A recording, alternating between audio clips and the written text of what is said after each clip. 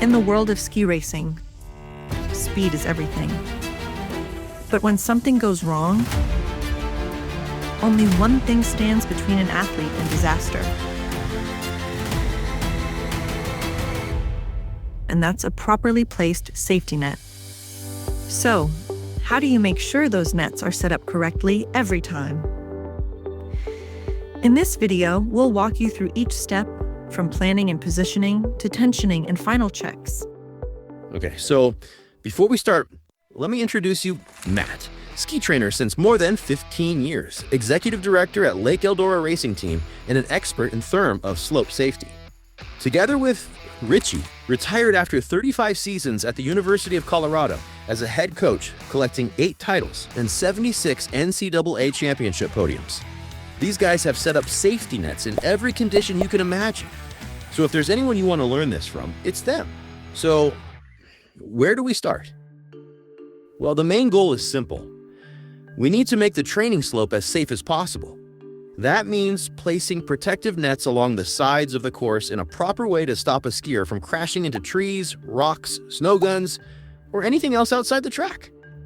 A well-placed net can be the difference between a harmless fall and a dangerous accident. So let's learn how to do it the right way.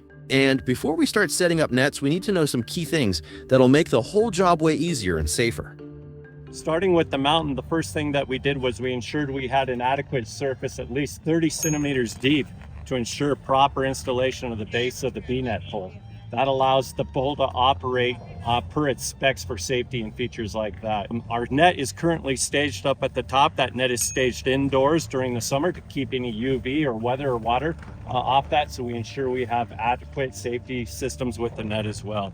Richie, what are some things we think about in advance of unrolling the net in the arena? Safety, safety, safety. You got it. So we wouldn't leave any spot unprotected. We will cover everything possible and think about any possible development or situation. All right, now that we've covered the basics, it's time to hit the slope and get to work.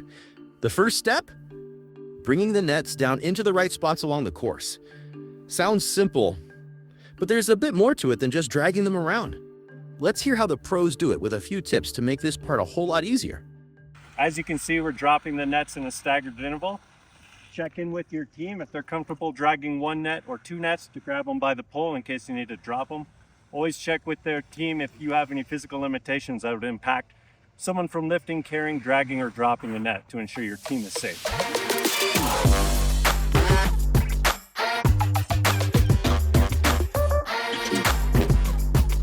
Okay, now that we've placed the nets in the correct position along the course, the next step is to open them up and set them properly.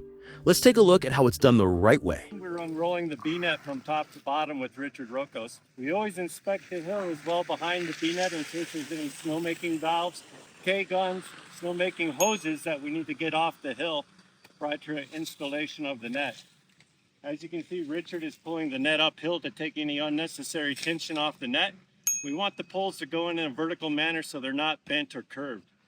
As part of the U.S. Ski and Snowboard Safe Held Clean Hill initiative, our goal is to have a safe enclosed arena top to bottom, skiers left, skiers right, for the athletes without any seams or entry from public or any other things that could create an unsafe environment for the athletes. As you can see on our snow surface, we have a groomed surface with some soft powder behind us from recent snow.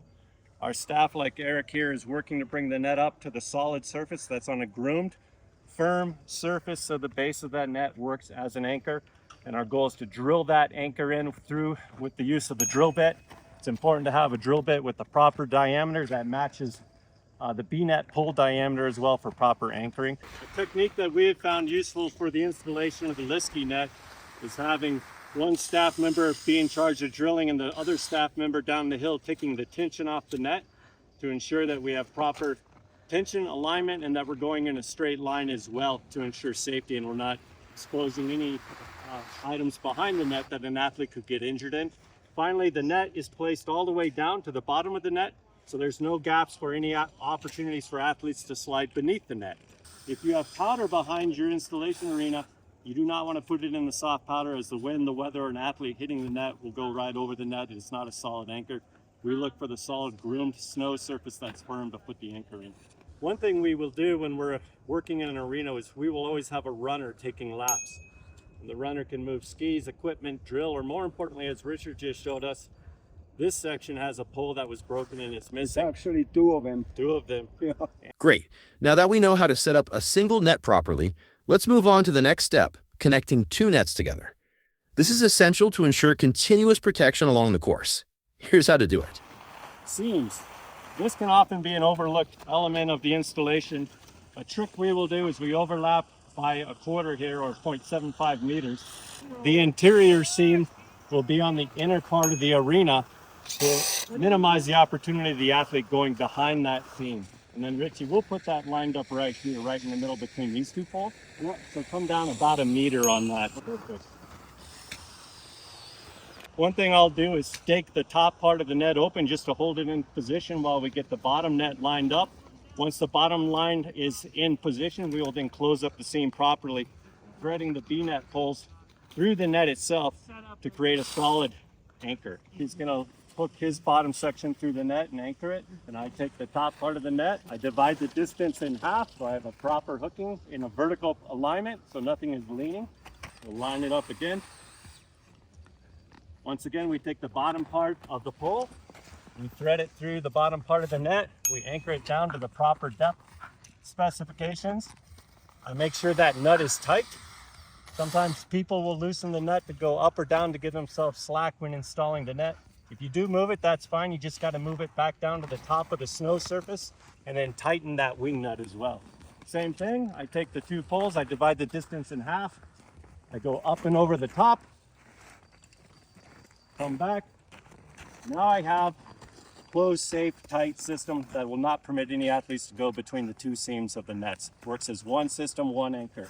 Working together with Richie, teamwork makes the dream work when you're sewing in the line with B-net. Efficiency, he drills the hole, I plop it in, we both look at the quality control and we get the job done. And we have fun. Great energy, right? Now that the nets are in place, it's time for one last step, the final safety check. Let's see how it's done. When checking the nets after setup, focus on these key points. First, make sure the nets are properly tensioned, not too loose, not too tight. Second, verify that all connection points between nets are secure and stable. Pay special attention to the junction between two net systems. It has to be done the right way. Third, check that the nets are correctly anchored to the ground or to the support poles. And finally, make sure every knot goes all the way to the end of the net. They need to be tight the snow sour face.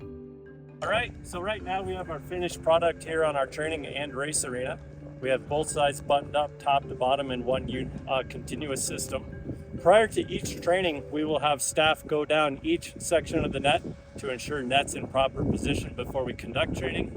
And after training, we'll have coaches go through each section. If we had any use of the net during the training, do we need any repairs? If we have any snow, we'll go through and we'll clean up the snow in the race arena to make sure the net is not getting buried. We'll shake it, reset it. And then throughout the season with the grooming, if we start to get a concave nature to the net, we will roll the entire arena, groom it flat so we have a flat surface, and then put the net back up. The last thing we want is a ramp that'll send the athlete up into the net and vertically over the net into the trees. This is following our Safe Hill initiative with US Ski and Snowboard, and we continue to follow the policies in this manner throughout all of our training through all the regions here in Rocky Mountain Division. Thank you. And that's it. The course is now safe and ready. Thanks for watching. We hope this guide was helpful. Don't forget to leave a like, and if you found it useful, make sure to subscribe to the channel. More tutorials like this are coming soon.